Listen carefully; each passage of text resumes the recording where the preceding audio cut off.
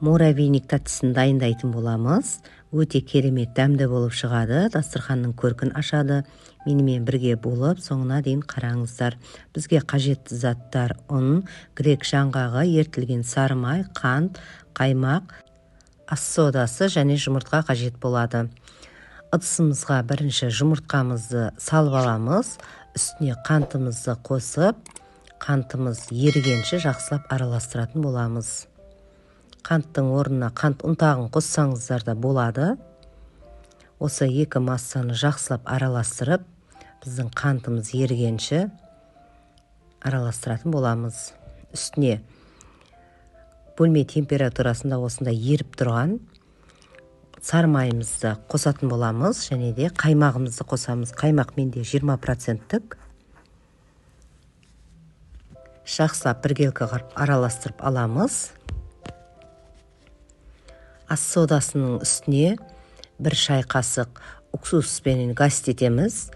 Мен яблочный уксус алдым. Осы екеуін жақсылап осылай араластырып, осы массамыздың үстіне қосатын боламыз.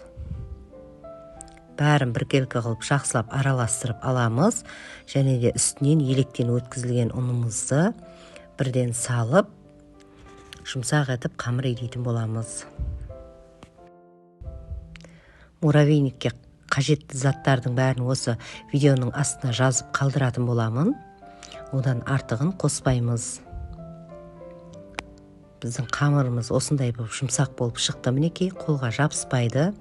Егер қамырыңыз сұйықтау болып кішкене қолға жабысып жатса, азырақ ұн қоссаңыз болады. Енді осы қамырларымызды 4 бөлікке бөліп аламыз. Мен 4 бөлікке бөліп күлшелейтін боламын. Осылай қайырып күлшелеп аламыз қамырларымызды. Және де осы қамырымызды пищевой пленкамызға орап, тоңазытқышқа 1-2-3 сағатқа қалдырамыз. Біздің қамырларымыз кішкене қатуы қажет. 2-3 сағаттай тоңазытқышта тұрды. Мінекей, біздің қамырымыз қатқан.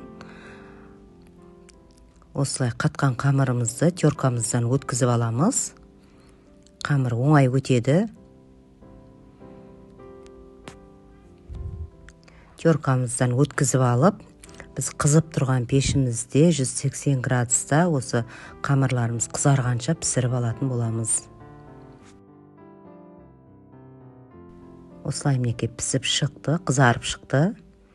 Осылай қызарғанша ұстаймыз. Және де қолымыздың көмегімен осылай майдалайтын боламыз, үгітіп. Егер сізге қатты ұсақталғаны қажет болса, онда блендердің көмегімен ұсақтасаңыз болады. Бірақ блендердің көмегімен ұсақтағанда қатты майдаланып кетеді. Сондықтан мен осылай қолменен үгіттейтін боламын. Осылай мінекей қолмен де жақсы үгіттеледі. Және де шұңқыр ыдысымызға біз салып аламыз. Қалған қамырларымызды да пісіріп, осылай үгіттеп аламыз. Енді грек жаңғағын мен жуып, пешімізде кішкене қуырып қыздырып алдым.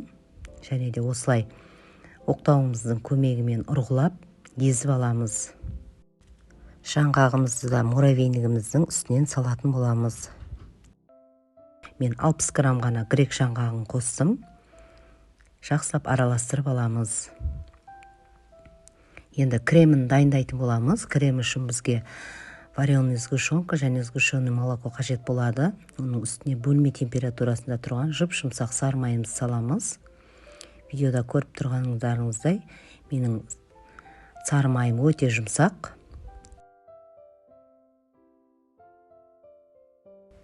Миксердің көмегімен осы 3 массаны жақсылап миксерлеп аламыз.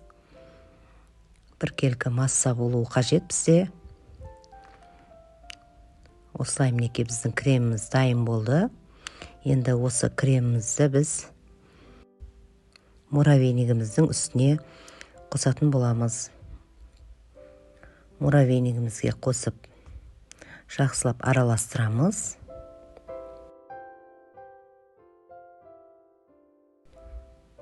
Осылай қосып алдық мінекей. Енді осыны бір келкі масса болғанша астынан үстіне көтеріп, жақсылап барлық жеріне тегіс жеткендей араластырып аламыз.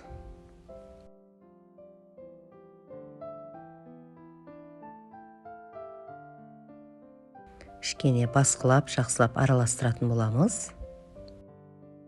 Осылай муравейниктеріміз біздің дайын болды. Енді осындай кішкентай ғана менде пластмасс бар, осыған салып формасын шығаратын боламыз.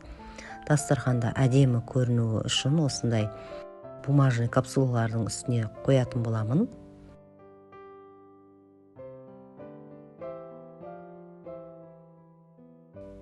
Осы пластмасс формамызға жайғастырып, үстіне нығыздап басатын боламыз. Жақсылап нығыздап басып аламыз осылай.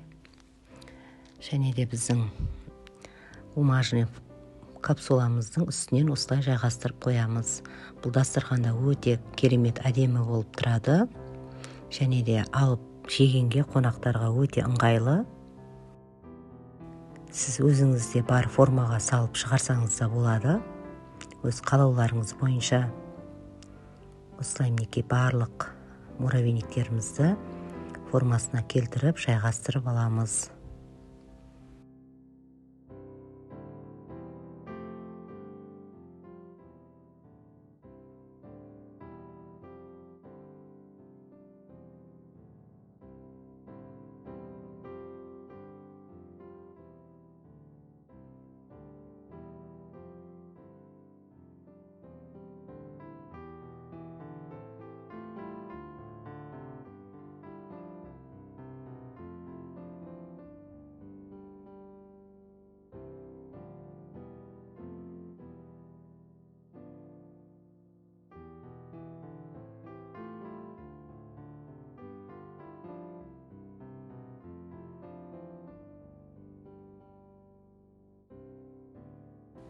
Енді біз осы муравейниктерімізді әсемдейтін боламыз.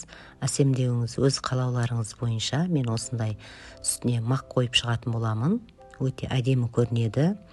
Керемет дәм беріп, және муравейнигімізге күшті үйлесетін болады. Біздің муравейниктеріміз осылай мінекей дайын болды. Жасап көруге кеңес етемін.